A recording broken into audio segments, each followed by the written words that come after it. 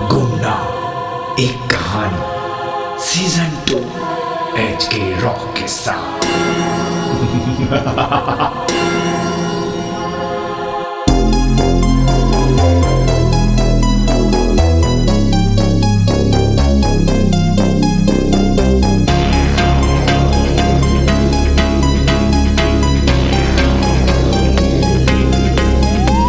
भूतिया कहानी। एक दैन। कहानी एक छोटे से गांव की है जहां लोग अक्सर अजीबोगरीब घटनाओं के बारे में सुनते रहते थे। ये कहानी एक लड़की की है जिसका नाम नयना था। नयना बहुत ही प्यारी और समझदार थी, लेकिन एक दिन उसकी जिंदगी एक ऐसे मोड़ पर आई जिसे कोई भी नहीं भुला सकता।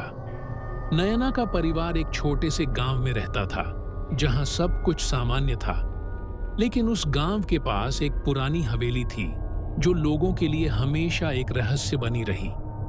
कोई भी वहां जाने की हिम्मत नहीं करता था, क्योंकि वहां कई बार रातों को अजीब आवाजें सुनाई देती थीं, और कुछ लोगों का कहना था कि उस हवेली में एक दयिन रहती थी। यह दयिन, जो किसी समय एक सुंदर लड़की थी, एक नफरत भरी आत्मा में बदल चुकी थी। उसके बारे में कहते थे कि वह अपने प्रेमी की मृत्यु के बाद पागल हो गई थी और बदला लेने के लिए उसने कई लोगों की जान ली थी।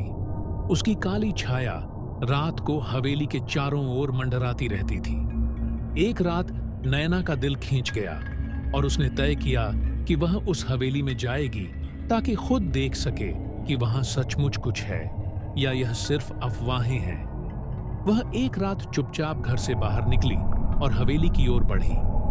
जैसे ही नयना हवेली के पास पहुंची, एक सर्द हवा का झोंका उसके चेहरे को छूने लगा। हवेली का दरवाजा धीरे धीरे खुला और जैसे ही वह अंदर कदम रखती है, अचानक एक डरावनी आवाज गूंज उठी। तुम यहां क्या करने आई हो? नयना की आंखों में डर था, लेकिन उसने हिम्मत जुटाई और कहा, मैं सिर्फ सच जानना चाहती हूं। वह धीरे धीरे हवेली के अंदर चली गई और जैसे ही वह बड़े हॉल में पहुंची, उसने देखा कि चारों ओर अंधेरा था और कहीं से एक बर्फीली हवा चल रही थी। अचानक एक कटा हुआ चेहरा उसके सामने प्रकट हुआ। वह एक खूबसूरत लड़की की आत्मा थी जिसकी आंखों में गुस्सा और दर्द था। उसने कहा, तुम मेरी मदद नहीं कर सकती। तुम भी मुझे छोड़कर चली जाओगी जैसे सब छोड़कर गए थे। नयना डरते हुए जवाब देती है, मैं तुम्हारी मदद कर सकती हूँ। तुम्हारी आत्मा को शांति मिल सकती है। दयिन के चेहरे पर एक मुस्कान आई, लेकिन वह मुस्कान बहुत डरावनी थी। क्या तुम सच में मदद कर सकती हो? दयिन ने पूछा। नयना ने उसकी आत्मा को शांति देने के लिए पुरानी पूजा की विधि का पालन किया। जैसे ही पूजा खत्म हुई, दयिन का चेहरा धीरे धीरे शांत हुआ और उसके आंखों से आंसू बहने लगे। धन्यवाद, वह धीरे से बोली, अब मुझे शांति मिल गई। तभी अचानक हवेली की दीवारें टूटने लगी और दयिन की आत्मा धीरे धीरे गायब हो गई। नयना ने राहत की सांस ली और घर वापस लौट आई। लेकिन उस रात के बाद से गांव में कोई भी दयिन के बारे में नहीं सुनता।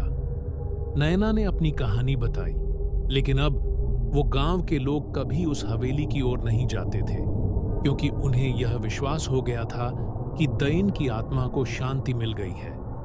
तब से हवेली खामोश हो गई और नयना की बहादुरी ने उस गांव को एक भयावह काली छाया से बचाया।